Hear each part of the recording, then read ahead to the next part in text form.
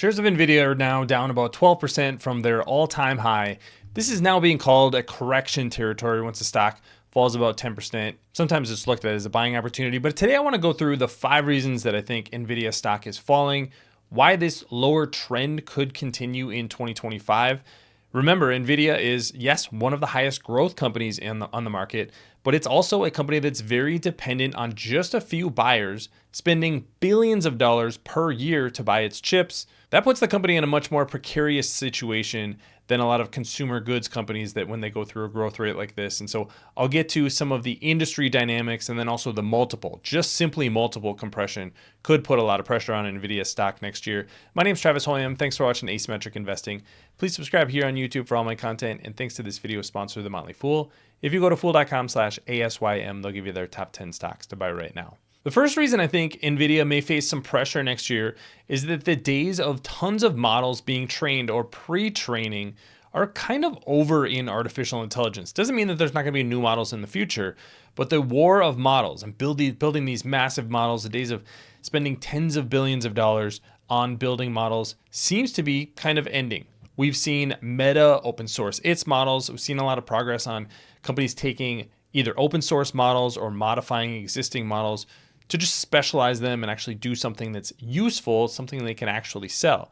So I think we may be past the peak of frontier model spending, and that's really where NVIDIA got its start. That's where a lot of this growth came from over the past few years, was companies like OpenAI, Anthropic, building these massive models, both LLMs and also image and video models, and building those models took a ton of GPU power. That was primarily powered by NVIDIA, but there's been some changes over the past few weeks even.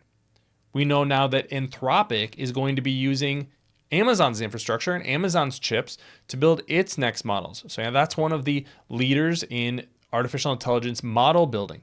We also know that Alphabet's products made by DeepMind, their division that's doing artificial intelligence, that's all built on TPUs. Apple's also doing everything on TPUs. So the monopoly that NVIDIA had on pre-training kind of seems to be ending, especially as we move to more reasoning models. Something like the O1 model from OpenAI just thinks about the question longer. That means you're doing more inference, less model training, more spending on inference. That may move some of the spending to more customized chips. That's a dynamic we need to watch in 2025. Could put a little pressure on NVIDIA. The second thing is that OpenAI seems to be losing its current battle with Google in artificial intelligence. Just over the past couple of weeks, Google has introduced some really interesting products, not only improvements to their LLMs, but a new video model that I think really blows OpenAI out of the water. OpenAI has a long relationship with NVIDIA. Their work is done on NVIDIA chips. Now, they are trying to build their own custom chips as well, but we do know that Alphabet is doing almost everything that they're building in artificial intelligence on TPUs, on their custom designed chips. So when you see a new model like VO2, this is the video model that compares to Sora, which is the one that's coming from OpenAI. But I think by all accounts, this is a much better model. So where are developers going to be building? Well, they're going to be building on Google Cloud, running the TPUs using Google's models. That could put pressure on NVIDIA if they're not supplying chips to the leading model companies. We also got a report this week that demand is crazy for tensor processing units, TPUs. And this comes from Broadcom's results, but they said that their AI business could be $12 billion this year. So analysts at Omdia are saying that this could be a $6 to $9 billion business just for TPUs for Alphabet or for Google. That again brings another competitor into the market. So OpenAI's loss of this dominant lead in model building could be a sign that you don't have to be running on NVIDIA's latest chips to build the best models in the world. And ultimately, the businesses that are going to be built on top of those models may not necessarily be built on NVIDIA. That gets to the third thing, that is that inference is becoming a bigger and bigger piece of the artificial intelligence pie. Talked about pre-training earlier, all the GPU time that is spent just building models. Now we're doing things like actually building AI agents, scaling up these cloud infrastructure hyperscalers. What are they doing as they're building out these inference tools? Well, they're doing a few things. They're optimizing their businesses for performance and for cost. So a piece of that cost is going to be how much does the chip cost? What's the energy efficiency of that chip? Maybe that NVIDIA's chips are going to be the most efficient, and maybe that 80% margin that NVIDIA is charging for its systems may have to come down. I'll get to that in just a second. But when you have Amazon, Facebook, Google, Broadcom, AMD, everybody is trying to build their own AI chips specifically for inference. So that seems to be a much more competitive space in AI. And I wouldn't be surprised if NVIDIA starts to lose some market share on the inference side. That again will put pressure on the rate of growth and the margins the company is going to have in the future. Thanks to our friends at The Motley Fool for sponsoring this video.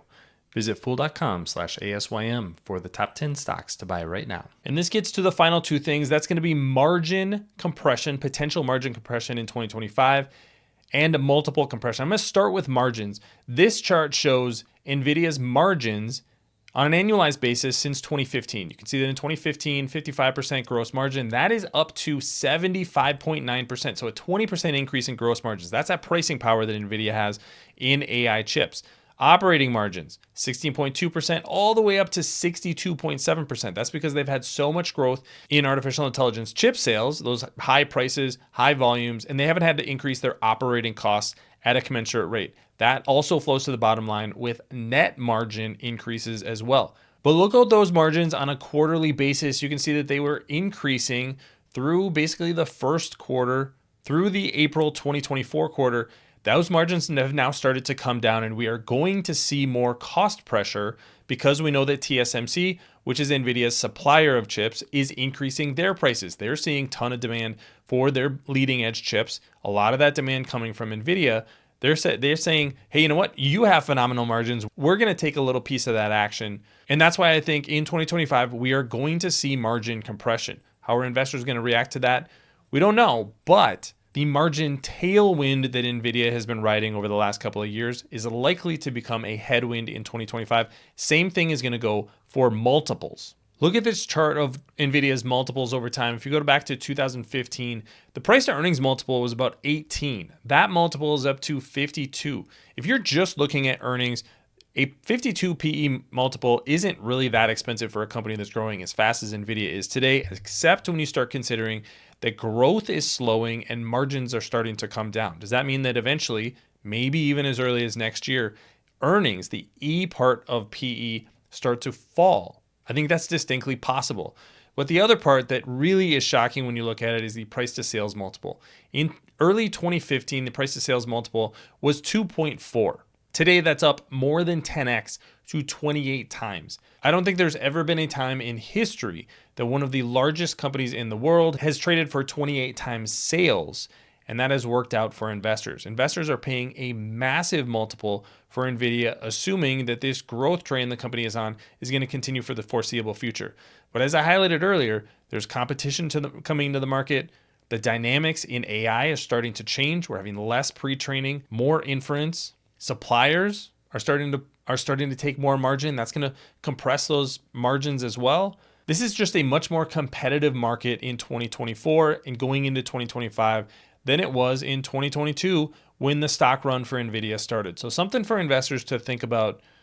That's why shares are starting to pull back. These warning signs are clear. And I think next year, a lot of these narratives that have been drivers of NVIDIA's stock price increase over the past couple of years could start to turn around, could start to be headwinds. So multiple things can be true here. NVIDIA can be a phenomenal company, and it could be simply overvalued, and a correction closer to its historical multiples may actually send shares sharply lower.